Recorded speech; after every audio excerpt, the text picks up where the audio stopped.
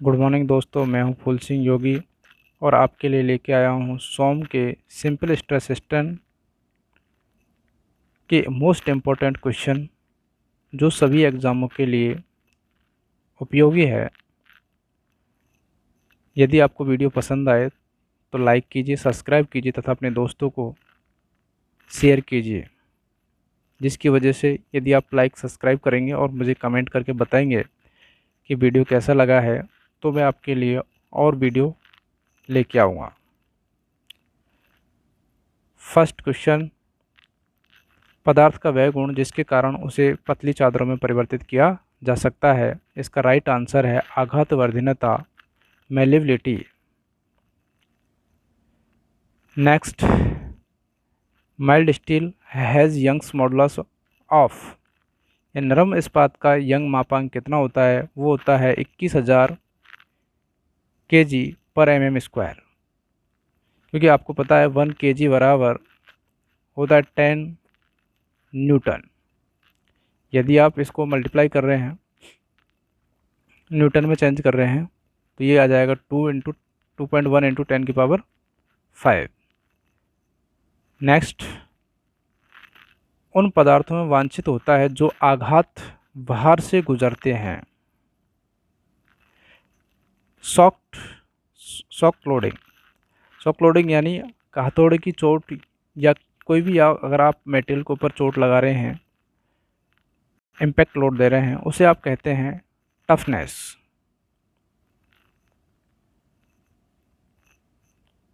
Next, Hooke's law valid up to. Hooke का नियम लागू होता है लिमिट ऑफ प्रोपोर्शनलिटी तक ही आपका हुक्स नियम लागू होता है। इसमें स्ट्रेन स्ट्रेस कर्व जो होता है वो प्रोपोर्शनलिटी लिमिट तक ही लागू होता है। नेक्स्ट, बल की दिशा में लगा इकाई लंबाई में परिवर्तन कहलाता है लीनियर स्ट्रेन। यदि लंबाई की दिशा में है तो वो लीनियर स्ट्रेन कहलाएगा, और यदि परपेंडिकुलर है तो वो लेटरल स्ट्रेन कहलाता है। Next, the unit of strain. Strain unitless होता है। Strain is dimensionless. इसकी कोई यूनिट नहीं होती है क्योंकि आपका ओरिजिनल परिवर्तन सेफ अपॉन ओरिजिनल सेफ होती है। Next, number of independent elastic constant for orthotropic material such as wood is. यानी लकड़ी जैसे ऑर्थोट्रॉपिक पदार्थों में स्वतंत्र प्रत्यास्थता स्थिरांक की संख्या होती है 9। नेक्स्ट, निम्न में से क्या एक भंगुर पदार्थ नहीं है? कौन सा भंगुर पदार्थ नहीं है? वो है copper.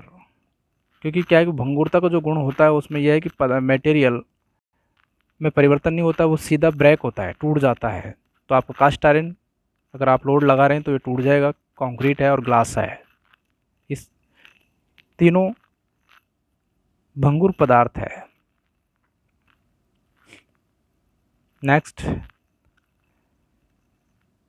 whenever of a length L at temperature T under load is free to expand, thermal stress generated is equal to। इसमें होगा 0। यदि स्वतंत्र रूप से छोड़ा गया है तो उसके अंदर स्ट्रेस 0 होता है, और यदि उसे फिक्स कर दिया गया है तो उसके अंदर स्ट्रेन 0 होता है। नेक्स्ट, पदार्थ में भेदन और खरोच का प्रतिरोध करने की क्षमता को कहते हैं। यदि कोई भी पदार्थ है, मटेरियल है, उसके ऊपर अपन खरोचते हैं या फिर उसे रगड़ते हैं तो उसकी जो रजिस्टिंग क्षमता है, पेनिट्रेशन क्षमता है, एब्रेशन क्षमता है, उसे कहेंगे आप हार्डनेस।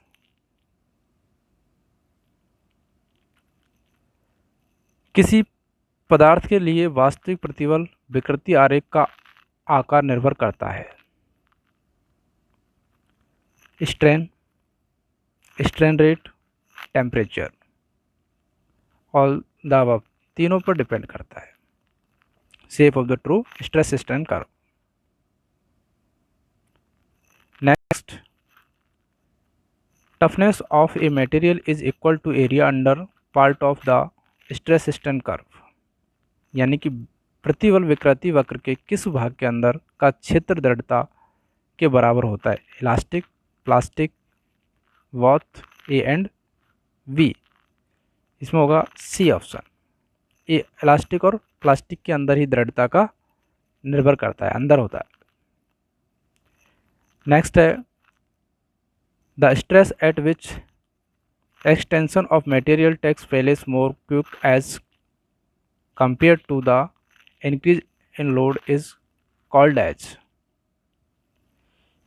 ये होगा यील्डिंग पॉइंट। यील्डिंग पॉइंट के अंदर जब आप लोड इंक्रीज करते हैं थोड़ा तो उसमें परिवर्तन देखने को आपको मिलते हैं, उसे आप यील्डिंग पॉइंट कहते हैं। आपने स्ट्रेस स्ट्रेन कर्व पढ़ा होगा तो उसके अंदर इस तरीके से यहाँ तक प्रोपोर्शनलिटी लिमिट होती है, ये इस तरीके से ब्रेक होने के बाद में यहाँ इस तरीके से आता है। तो ये जो आपका बनता है वो आपका स्ट्रेस स्ट्रेन कर्व होता है। इसके अंदर जो पॉइंट आ रहा था नीचे वाला वो आपका यील्डिंग पॉइंट है। नेक्स्ट, किसी पदार्थ पर से बल हटाने पर वह अपनी वास्तविक आकृति को प्राप्त कर लेता है तो यह गुण कहलाता है। यदि आपकी बाह्य बल लगाया और बाह्य बल लगाने के बाद उस बल को हटा लेते हैं तो वो प्रारंभिक अवस्था में आ जाता है, उसे इलास्टिसिटी कहते हैं। और यदि उसके अंदर कुछ परिवर्तन हो जाता है, उसकी इनिशियल अवस्था से कुछ परिवर्तन हो जाता है, वो उसे प्लास्टिसिटी कहते हैं। डक्टिलिटी बारीक बारीक तारों में यदि आप परिवर्तित कर रहे हैं तो वो आपकी डक्टिलिटी होती है। Next, material is said to be perfectly elastic if, यानी कोई पदार्थ पूर्णतः प्रत्यास्थ कहलाता है यदि क्या होता है, यदि मटेरियल दोबारा अपनी लोड लगाते हैं तो लोड लगाने की वजह से पदार्थ में कुछ परिवर्तन आता है, और यदि लोड हटा लेते हैं तो वह पदार्थ पुनः ओरिजिनल अवस्था में आ जाता है, तो उसे आप कहते हैं perfect elastic. Option A, it regains its original shape on remove of the load. यदि लोड को हटा लेते हैं तो वो अपना पुनः अवस्था में आ जाता है, तो उसे आप कहेंगे परफेक्ट इलास्टिक।